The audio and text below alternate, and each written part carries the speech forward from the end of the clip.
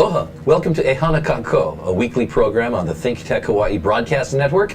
I'm Keli'i Akina, president of Grassroot Institute, and I'm so glad that you're joining us today. I have a dear friend who's going to be with us, an economist, but more than that, a true educator, somebody who is shaping the minds of a future generation of young men and women, especially in the area of economics. And today would be a great program to share with your friends, especially if they would like to learn. What is economics? How should we think economically? How do we do that here in Hawaii and across the world? We're broadcasting to you from the beautiful Pioneer Plaza, the place where kings have stomped, and we're going all across the world. So aloha to those of you who are not in Hawaii. Come, help us to build our economy over here, and we hope to visit you as well. My guest today is economist and professor of economics, Ken Schoolland. Ken has not only been a good friend and compatriot in thinking through the free market with me, and indeed, he is a scholar at the Grassroot Institute. Ken is one of the leading figures in bringing free market thinking across the world. We'll talk a little bit later on about the publications of his, which have been translated in dozens of languages. But we'll open up by talking about what the free market is all about, especially as Ken is involved in what we call today's program, educating free market thinkers. So please join me in welcoming Ken Schoolland to the program. Ken, so glad you're here. Yeah, thank you very much. Well, we always have good fun sitting down and talking. Indeed. Whether we're making fun of each other or the world. You know, economics sometimes seems like such an esoteric subject.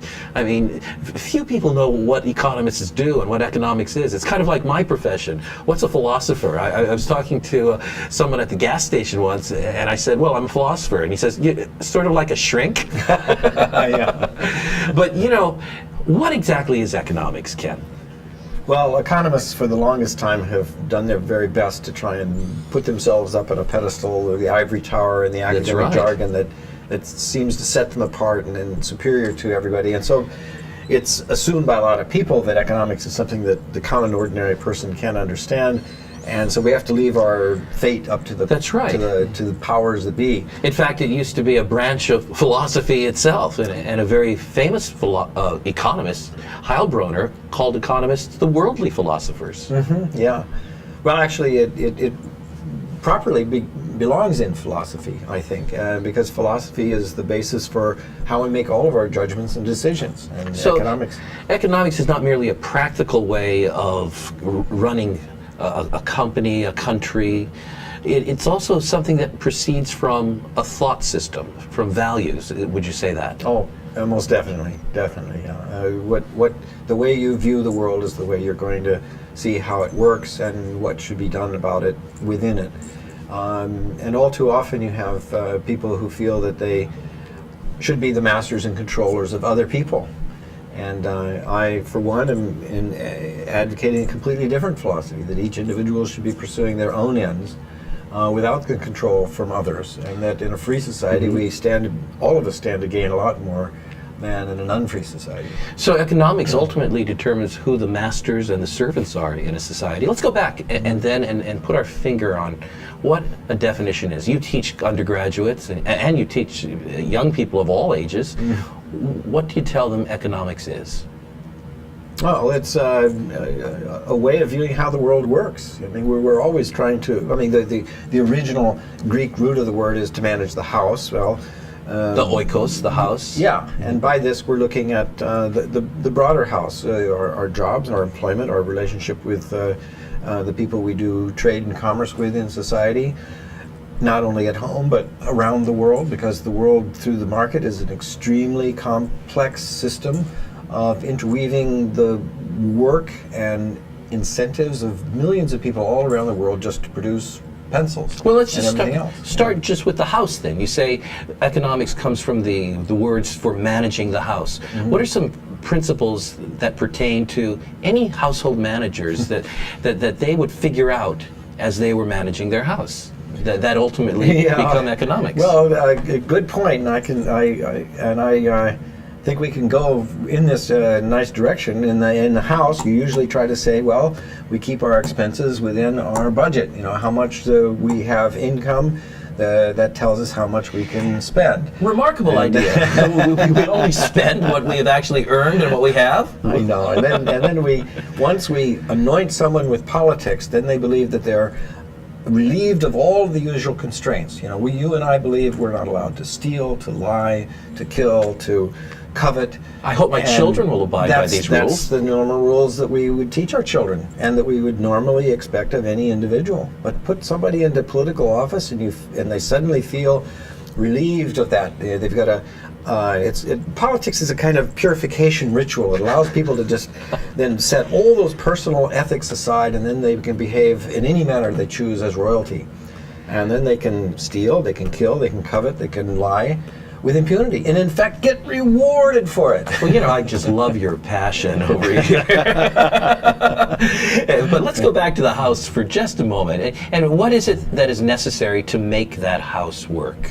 In terms of making sure that the goods are there that are needed, that they are affordable, that there's productivity. What would you say what does a household manager discover?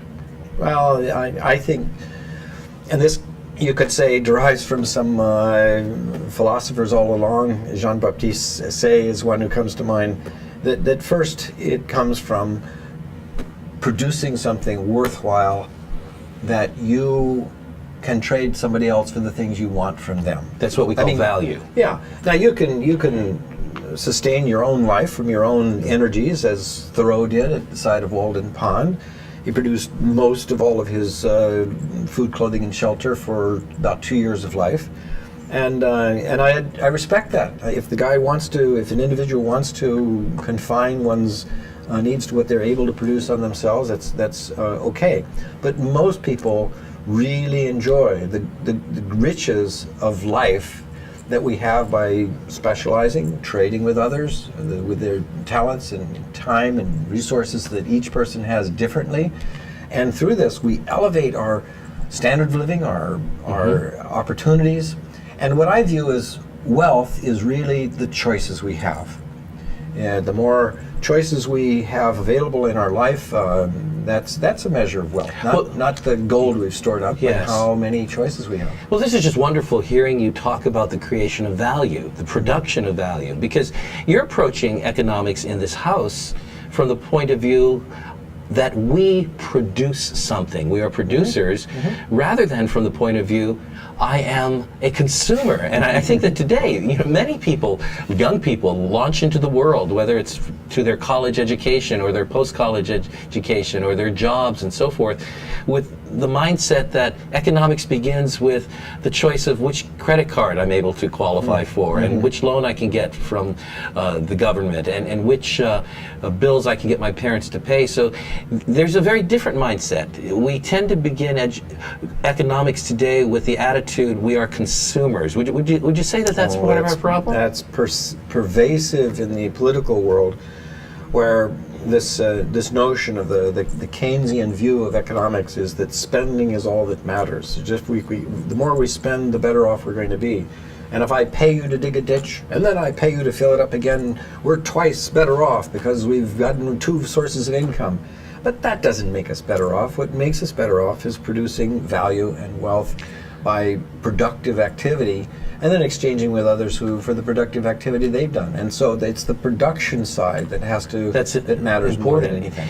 Then one of our fundamental problems would be when our consumption goes well beyond our production. And in the household, you can see that when you are consuming more goods and services, paying for them by credit cards or any other means, but it goes well beyond your productive capacity, there's a problem you see right away, and you might end up in jail because there's a certain reality to the market.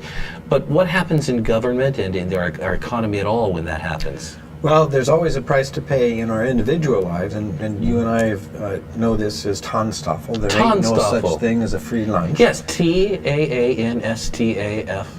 That's right. There ain't no such thing as a free lunch, which means that anything that we enjoy has to come at the cost of the expense somewhere else. But politicians are sort of absolved of that. They get elected now with the very popular notion, I will give you everything and won't charge you anything. And then they're out of office by the time the bill actually comes due to the next generation Sure. that didn't even get a chance to vote on it. Or a law gets passed for something good, even something that helps society, like a law enforcing the cell phone use in a car so that police can stop you, but we don't think, what will that cost to the added monitoring, and what will that cost to the court system and so forth? You know, I have a story about Tanstaffel to tell you. When I was a college student at Northwestern University, majoring in economics, that's why you're dear to me, I would go down to the University of Chicago where Milton Friedman was. yeah. And then there was a little restaurant there called Tanstaffel. Really? Yes, Milton Friedman, the great economist, loved that phrase, there ain't no such thing as a free lunch. And they tell the story down there of where Tanstaffel came from. And it's either in the court of a Persian king or a medieval king. It depends on who's telling the story. If you're an Arab oil sheik, you'll probably say it's a Persian king. Basically, the king called in all of his economists and said, explain economics to me because I can't understand it. And each one failed, so it was off with his head. And then there was one little court jester left. He must look like Ken Schoolland, Jonathan Gullible, maybe. So he comes over and he's shaking in his knees, and the king commands that he tell him what economics is, and he says this magic word, Tanstaffel. There ain't no such thing as a free lunch. And then the king gets it, and he realizes that's it. And it makes him his chief economist, that when there is anything consumed, there is a price to pay for it. Anything granted by government, there is a cost to it. And the real trick in economics is to see that cost. Yeah. Politicians all too often think of the producer, the working man, as a cornucopia of endless fruits of the labor that they can spend. But they think very little of the fact that there have to be incentives and rewards to the producers to want to produce in the first place. They have the genius to be able to produce, the competitive spirit to contest with others who are producing. All of these things that politicians never have to contend with. Politicians are in a world of their own. Now you travel the world for that matter, and you go to many countries of the post-Soviet Union countries, you go into Asia and the China bloc and so forth. Does the way a society structures the ownership of property, the means of production and so forth, affect the incentive of an individual to work and produce value? Oh, absolutely. Probably the biggest drain on the talents of the people around the world is the lack of property rights. And we enjoy a measure of property rights here, but it is much more lacking in most other countries of the world. I mean, by the large number of countries in Asia and Africa and elsewhere where property rights simply don't exist. And it's a tremendous disincentive to work, because why? The government's just going to take it away from you tomorrow once you produce something. No one's going to loan you money if they can't put a claim to as collateral on your property. I have a very good friend, Barun Mitra, who's the president of the Liberty Institute in India, and he started up a whole new program to try and establish property rights among vast portions of the land in India, where if the farmer can simply say, well, this is my property and I have a claim to it, and I can borrow against it, I can set down roots, I can invest in it, whereas all of these things are absent without that. And then it's always just a matter of rule of men, who can take from whoever is the most powerful can take. But a rule of law is that it doesn't matter who is involved, the law applies to the same for all people, and that a right to a property is not something you can just simply take away because you're more powerful and more influential, like we happen to enjoy or suffer from every country. You know, I was just talking a few weeks ago with a Chinese business owner who has factories and people work for him, and he doesn't feel much incentive to invest in that. He's trying to protect himself and get out of the country because he doesn't know when the government is going to take something from him, because there's no certainty in his situation of the rule of law. So the ability of people to have confidence that government taking property through what we call eminent domain is essential to people investing and having an incentive to build value. Do you think that that's under attack to any extent in the United States and here in Hawaii in particular? Yes. You know, the rule of law was originally coined by a British jurist who was arguing that You don't establish some people as a superior station in life. In other words, the king doesn't have a superior station to everybody else. He's a human being like all the rest of us. And the law applies equally in all instances. And the third principle was that the law is valid when it upholds individual rights. Any law, we're not, when we say the rule of law, we're not just saying any law is okay. The law that put Jews in the prisons during the Holocaust was not a just law. So the law that sent slaves back to their owners in the 1800s because the Fugitive Slave Act, for example, was a law, but it's not a just law. Sure. By just law, we're referring to a law that protects individual rights and applies it the same for every person. Well, we'll come back and talk a little bit more about the importance of the rule of law when it comes to a good economy. I'm Keli'i Akina with my guest, economist Ken Schoolland. You're watching E Hana Kakou, which is a weekly program sponsored by the Grassroot Institute on the ThinkTech Hawaii broadcast network, and we will be right back after this. Aloha, I'm Jay Fidel, founder of ThinkTech Hawaii. We are a digital media nonprofit that covers things that matter to tech, energy, diversification, globalism, and progress for our state, the state of Hawaii. We broadcast on community television and on Oceanic Cable Channel 16. We also stream our shows and interviews live on the internet as both radio and video, and of course we post them here on YouTube. We collaborate with the Hawaii Venture Capital Association to present monthly luncheon programs on subjects of interest to the business community, and we write for the Honolulu Star Advertiser. ThinkTech works hard to raise public awareness in Hawaii. Check out our website, thinktechhawaii.com, and come to our YouTube channel, ThinkTech Hawaii. We hope you support our mission and that you like our work. I'm Jay Fidel. Mahalo.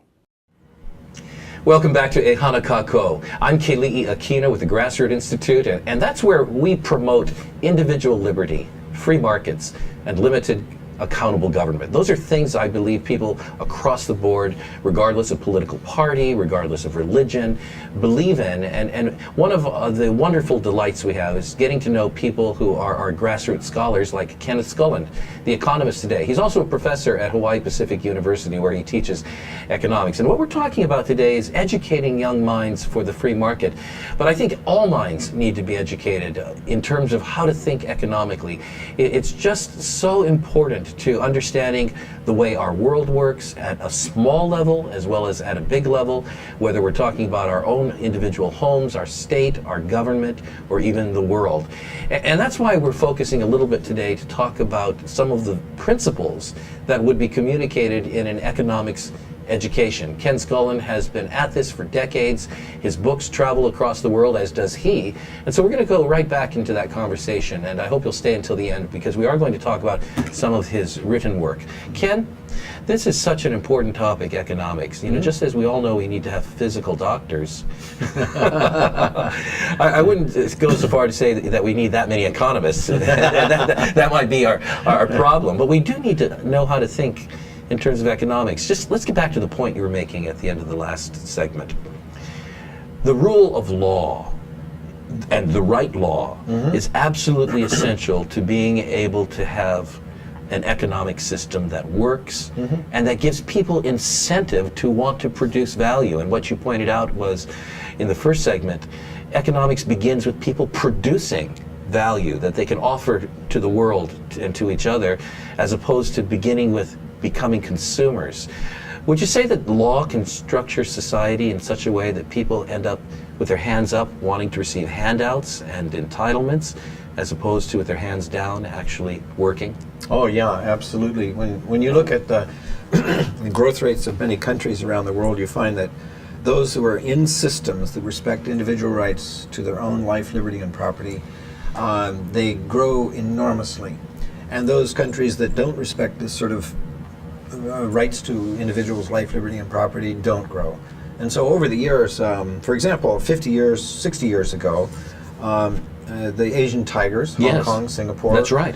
Taiwan, South Korea, they had probably less amount of wealth per capita than a multitude of countries all around Latin America. You know, Venezuela and Mexico, they had all this oil wealth. Surely that was where the growth was going to be. But over the 50 years since then, there was almost no growth in those countries. Maybe the biggest amount of growth you could find in Brazil, maybe 3.5 times the amount of wealth per capita that changed in 50 years. But in Hong Kong and Singapore, it was 35 and 40 times as much wealth per capita, even with a growing population, because they had freedom, they had property rights, they had respect for individual transactions, they had the right, the very, very low tax rates, and they didn't have democracy as such. I would say even Singapore had a very autocratic one-party rule, and in Hong Kong it was either ruled by the British or later by the Chinese. But they had economic freedom, and that kind of freedom, being left alone, but secure in your contracts and your agreements and your rights to your wealth, gave impetus for enormous growth that benefited everybody. All the people in those societies now are better off than the people in their former colonial rulers. For example, England doesn't have as much wealth per capita as Hong Kong does, or Singapore. And but it's not just because the Chinese are so industrious, which of course they are, and I have to say that because my wife is Chinese. But the Chinese in the right system can grow very much. Absolutely. You know, the Chinese in the People's Republic of China during the Cultural Revolution, the Great Leap Forward, suffered enormously under a very oppressive system. Once they got freed and were allowed economic freedom, and certain provinces of China are even freer than Hong Kong and Singapore. Certainly. They had extraordinary growth. Those were the engines of growth for China. And other provinces were probably the least free in the world. They have and people are moving, as they always do, from places of repression to places of greater prosperity and growth. Just as we see the difference between North Korea and South Korea. Night and day. Absolutely. And what I like is the fact that you're pointing specifically to the principles that are responsible for this economic difference. As you know, the Heritage Foundation, one of the big think tanks in our broader network with Grassroot Institute, has produced a report of the world's most economically competitive zones and the greatest free markets on earth. Number 1, Hong Kong. Number 2, Singapore. And it's not by accident. You know that we stand for individual liberty, a free market, and limited accountable government, the rule of law. These are the things that the people in those regions have had, especially in Hong Kong, and that's why Chinese flock there, and in Singapore as well, where you have individual liberty, free markets, and limited accountable government. So how important is it to get these ideas into our policymakers' minds, into the general populace, into the school system, educating people? How important is that for the sake of the economy? Oh, absolutely crucial. And I'd like to point out to the third country on the list, Yes. New Zealand. Now, the Economic Freedom of the World Index, it's produced by the Fraser Institute in Canada, is very similar It's a to the similar by- one, yes, yeah. but there's a little difference between the A little Heritage bit difference in the way that they Foundation. analyze the data and so on, but they come up with at least the top-ranking countries are right up there for the same reasons. Now, New Zealand, I like to point to because it was an example of where the socialists of New Zealand, the Labour Party, in 1984, undertook these most radical free market economic reforms in the 20th century, I would say. They had gone under the Nationalist Party. They were very heavily in debt. They were very, very slow growing. Finally, the credit ran out. Nobody was going to lend them any more money because of all the horrible controls that they had over their economy. But the Labour Party, with the Hayekian model that was introduced by Sir Roger Douglas, freed up the economy in a radical measure. Yes. They ended farm subsidies within 3 months, from the most heavily subsidized farmers in the world to 0 subsidies, and the farmers soon became more prosperous than ever before on less land, because they were producing Sure. smart instead of just producing the subsidies. What I hear you suggesting is this. In your examples of a communist country, of a country that has shifted from British to communist control, or a more authoritarian country like Singapore, or in the case of New Zealand, a socialist country, what I'm hearing you suggest is that the overall political framework is not the main thing when it comes to a good economy. That regardless of the overall political framework, people can make good choices about the kind of economic system they have if they will be based upon individual liberty, free markets, and the rule of law. Is that what you're That's suggesting? right. The political elite always want to remain in power. So if you can at least have the political elite be contained with political power, but allowing freedom of people in their own pursuits of their own life, liberty, and pursuit of happiness, that can be done. And it's being done, I'd have to say, better in the People's Republic of China than in the United States in many ways. I think the United States is becoming increasingly pervasive in their controls over people's lives. That's right. And saying, well, it's from democracy, but it's not from democracy that you get rights, you know.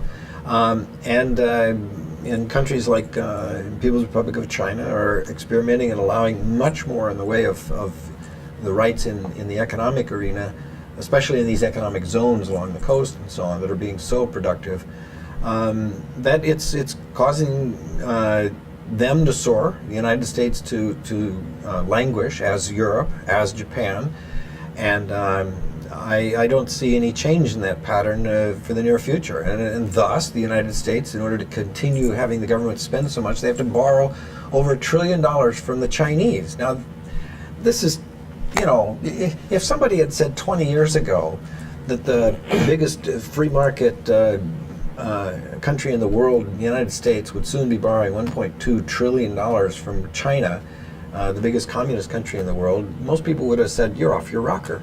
And a lot of things. Who would have said just 6 years ago that the way to solve the economic problems of the country is to triple the money supply, the monetary base in this country? You know, something that at the time, 6 years ago, most people would have said that's just incredibly inflationary. You know? Well, in a lot of ways, it goes back to the simple principles we were talking about in the first segment. I mean, here, China today is the largest single holder of debt of the United States. And yet we can go back to your simple model of a house, managing a house.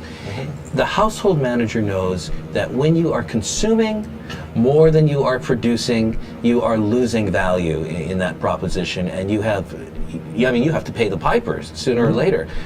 But somehow, when it gets so big that we're talking about the federal government of the United States with the capacity to print money, so to speak, or to sell bonds, we lose that fundamental value. Do you think that, and this goes to an issue that I know is near and dear to your heart, do you think there should be that much difference between the way a household or a business is run at a micro level and the way a nation is run at a macro level? Actually, no. I think that the principle of operating a budget is the same. Just that with the federal government, they've got the right to print up money. This is my greatest example. The $100 trillion note that was printed up by the government of Zimbabwe a few years ago. You got a full pocket full of those. You're a big man. Yeah, that's right. So, you know, one could be very rich, and this is what our own government is doing, what the governments of Europe, England, Japan, they've all been doing this in a big way. And it is going to come home to roost. What it basically means is an enormous transfer of wealth from the people who depend on these for the daily life of buying food, clothing, and shelter, and earning it as a paycheck, and those who then have already gotten rid of this sort of stuff in favor of the things that are gaining in value as an alternative, land, gold, investments of various kinds.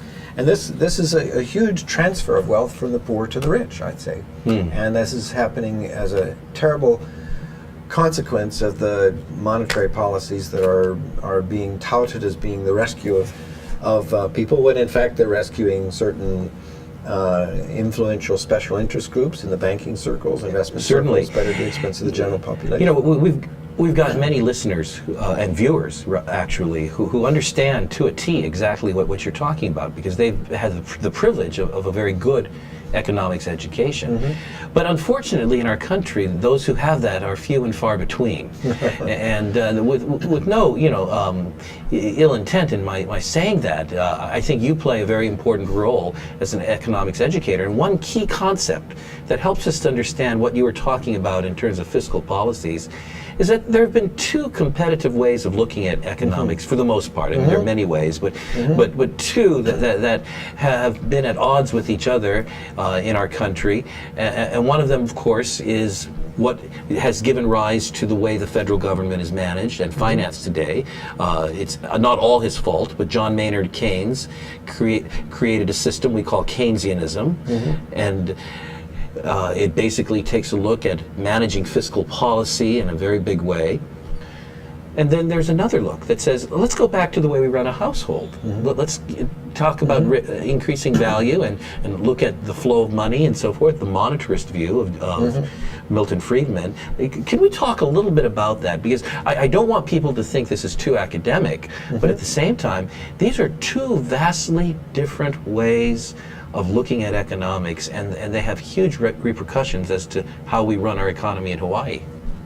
Yeah, most definitely. And I would introduce, usually in my classes, I talk about 4 schools of thought. The Keynesian school of government fiscal policy, being able to correct the business cycles.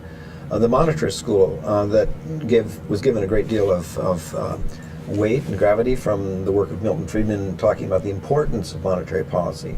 And the communist school that argued in terms of government ownership of all the means of production. But a fourth that I also present is the Austrian School of Economics, that of Hayek and Mises. People who argued that the government wasn't the solution, it was the cause of these cycles. And there are all these old people before Reagan were quoting Reagan. Government is not the solution, but it is the problem. I want to come right back to that. And when we come back at the top of the next half hour, we're going to talk about the basic models of economics, but a model in particular that may be very fruitful now for getting Hawaii out of its economic doldrums, getting our nation back on track. And Ken Schoolland is a great advocate of that. I'm Keli'i Akina with the Grassroot Institute. Ken Schoolland is a scholar with us as well as a professor at Hawaii Pacific University.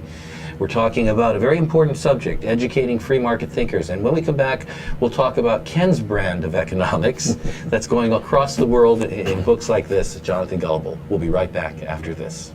Aloha, I'm Nicole Horry for ThinkTech. For nearly half a century, the Hawaii Foreign Trade Zone No. 9 has brought the benefits of the Foreign Trade Zone program to Hawaii businesses and entrepreneurs. DBET, the Department of Business, Economic Development, and Tourism, operates Hawaii's Foreign Trade Zone program to encourage international business and economic development.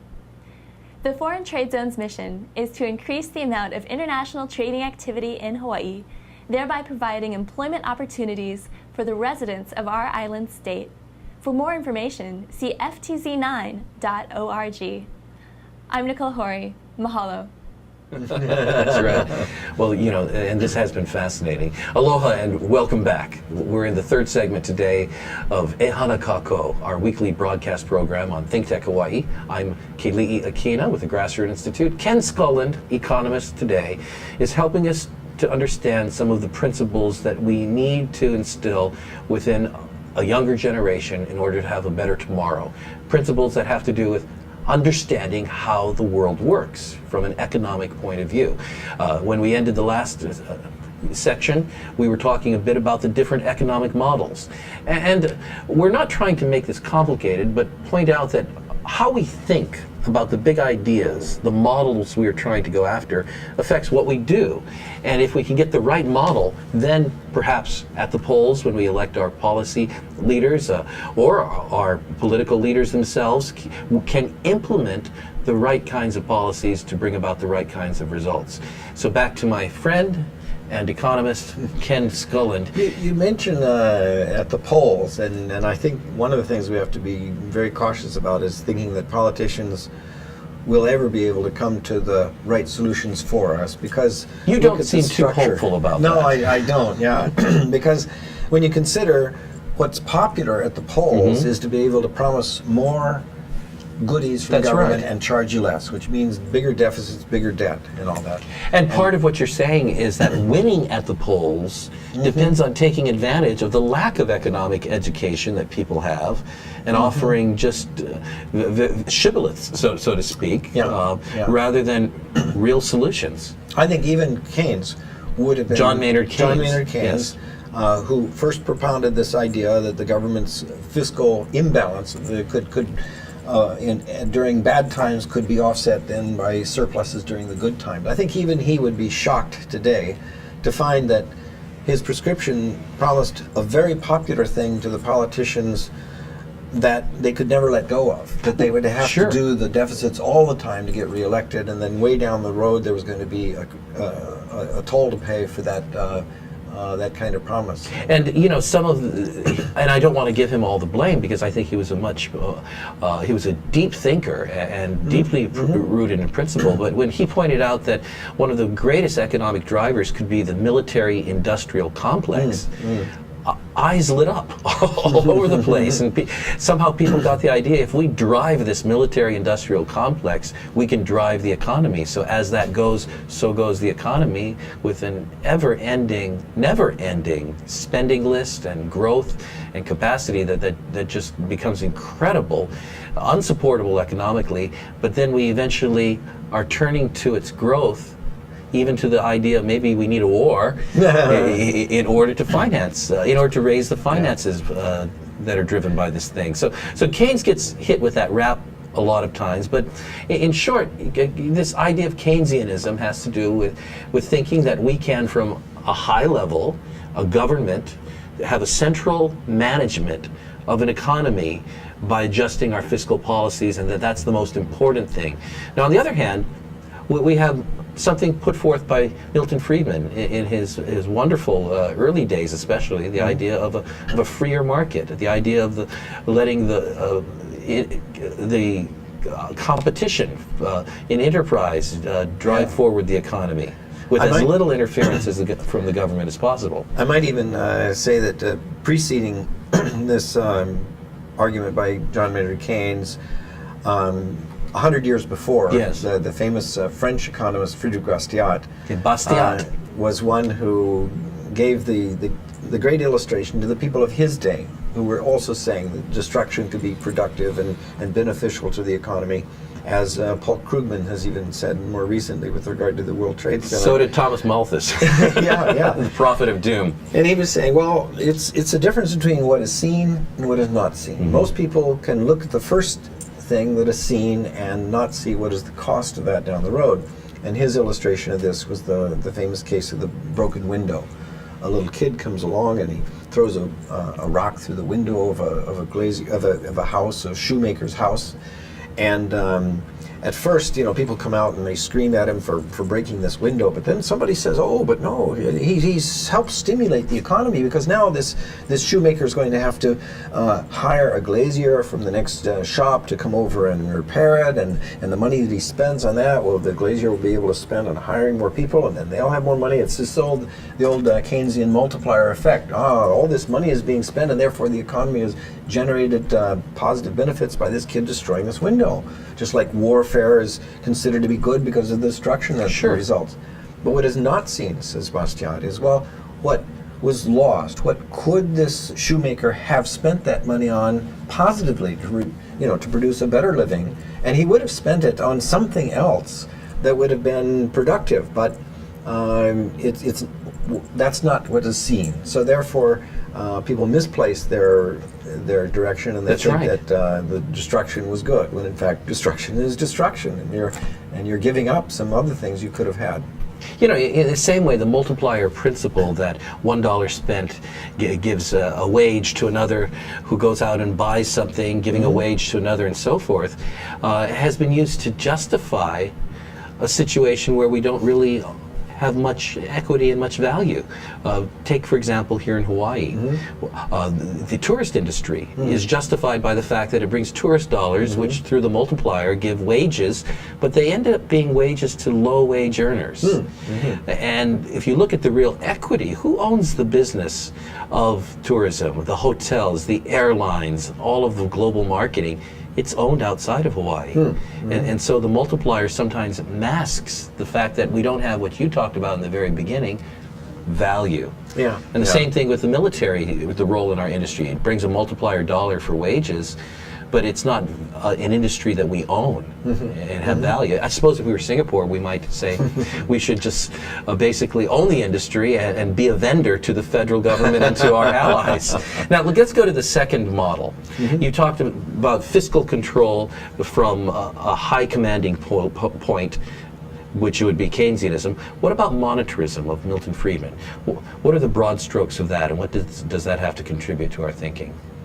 Well, the argument is that the Federal Reserve or the central bank, the European Central Bank or the Bank of England, Bank of Japan, they can wisely make judgments about how much money supply there should be, what the interest rates should be, and so on. But they are political institutions, and they create money for the interests of their special interest groups, largely the banking sector, and create a huge bubble, essentially, Sure. of expanding credit, which then has to pop.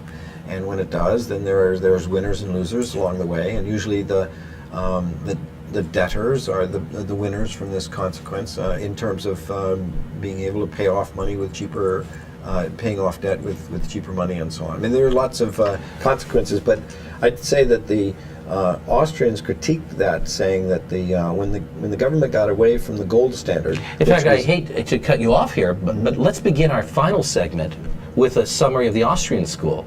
So what you've done basically is let us know that monetarism has to deal with the flow of money. Keynesianism, the That's fiscal right. policy, monetarism, the flow of money, and yet there's a third solution. And the reason I want to get back to that in our final segment is because I don't think there's any more eloquent presentation of the Austrian economics or understandable than a book called Jonathan Gullible, written by Ken Schoolland.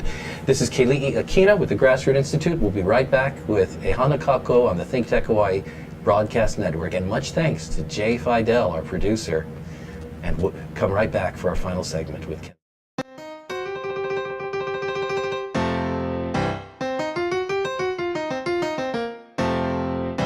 I'm Bill Spencer, president of the Hawaii Venture Capital Association. We do monthly luncheon programs with ThinkTech about things that matter to Hawaii entrepreneurs, investors, and business service providers. So join us on the fourth Thursday of every month at the Plaza Club. For information about upcoming events or to join our mailing list, visit hvca.org. See you there.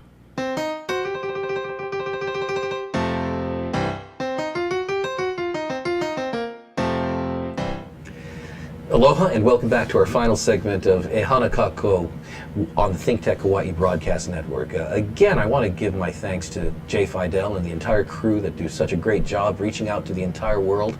I'm Keli'i Akina with the Grassroot Institute. Economics is essential as part of the education of young people, as part of the education of citizens, as part of the education of policymakers, political leaders, and yet we're not doing the job that we need to do. What I like about Ken Schoolland, a professor at Hawaii Pacific University and a scholar with the Grassroot Institute, is that he is taking across the world new methods for educating a younger generation, a new generation, in thinking economically. And it is having results that are incredible. We're going to conclude our time with Ken Schoolland today by asking a question, Ken. What is the new brand, well, it's not that new, but what is the brand of economics that you think would be really a good answer to the problems that we face in the United States and in Hawaii? Well, I thought that New Zealand had it right when they adopted the ideas of Friedrich Hayek in trying to diminish the role of the state, because the state is always responding to special interest groups and will, I think, make more perverse the consequences of government interventions. In other words, whether it's fiscal policy being managed or monetary supply being managed, there still is a problem. And the problem is the state has such a big role in the economy. And I don't think you're saying get rid of the state, because I know you believe in the rule of law. I know you believe in some level of reasonable regulatory law, but you're saying let's reduce it. So what's the alternative then? According to this Hayekian, Friedrich Hayek or Austrian school, with a smaller government footprint in the economy, what would we be able to do?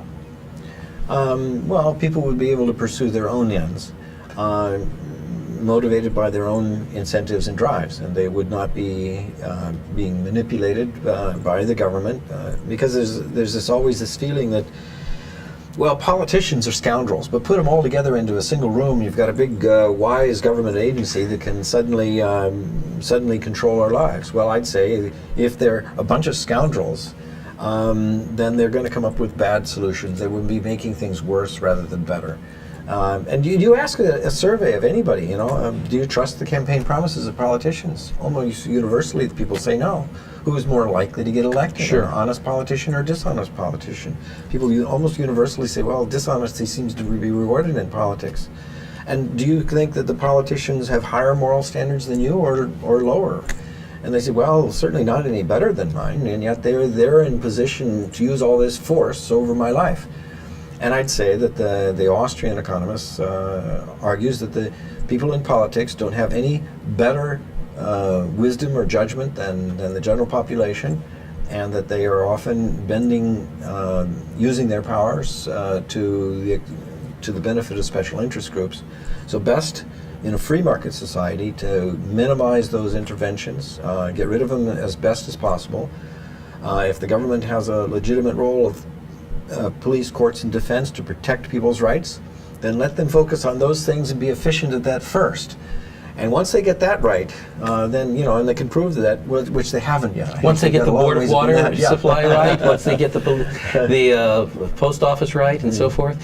Well, Ken, what you're saying, I hear reflected in this little book, Jonathan Gullible, which has gone all the way across the world. There is this critique of the role that government players actually have in the economy, and there's this robust argument that goes throughout the book that helps people understand how we can restructure our economy. Do you want to say a few words about Jonathan Gullible by way of summary? The book is now in 48 languages. It's been published in 73 editions. Here's a French one over here.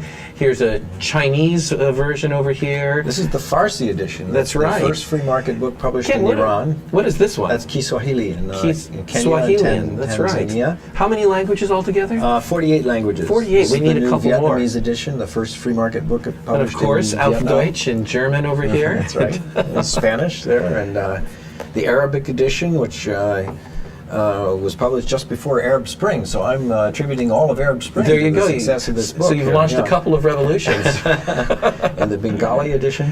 Yeah, it's around the world. It's doing quite a success. We have plays. Why is it so well received? Well, because people in a lot of other countries are experimenting for the first time with free markets, something that a lot of countries, especially the old former Soviet Union or Eastern Europe or China, much of Africa, weren't allowed to think in terms of freedom from their governments and politicians before. But they're quite eager for the prosperity that it can bring, and they're trying to bring it. This one is the play that is now delightful. Touring across 5 countries of Africa with a cast of 30, usually hundreds in the audience at every performance, and it's being picked up as a play in India. A play has also been produced for the schools in Slovakia, and I'd say that we're doing a musical in Kazakhstan, and we have a Hollywood animation studio that's preparing an animated film. How about that? That'll be based on this as well. There's an entire culture being built around this. And now the story, and for those of you who care to pick one of these up, and it's on the internet, and you can contact Ken. And we're not really here so much to promote his book, but I think it's worth reading. The story is about Jonathan Gullible and shades of Gulliver's Travels. That's right. Yeah. Who discovers all kinds of economic truths in some place out in a remote island. And of course the parallels are very much there to Hawaii. I remember our son, 13 years old, one summer we told him he didn't have to go to summer schools. Instead, we would sit down and we would study together. And so we studied the commentary version of Jonathan Gullible. Wow, yeah, great. Every night we would take it out and we'd read together and we'd talk about it. And you know what he said? When he learned how the economy can be restricted by central control in chapter number 1, which is worth reading, he turned to us and he said, "Dad, that's just like the teachers in our school system." He started to apply this as a critique of his own government and his own world, which was really remarkable. And then he went out and decided to become an entrepreneur, somebody who would produce value. That's great. What would you say are the two or three good principles that are taught, by way of summary, what are 2 or 3 good principles that are taught in Jonathan Gullible? Well, I'd say that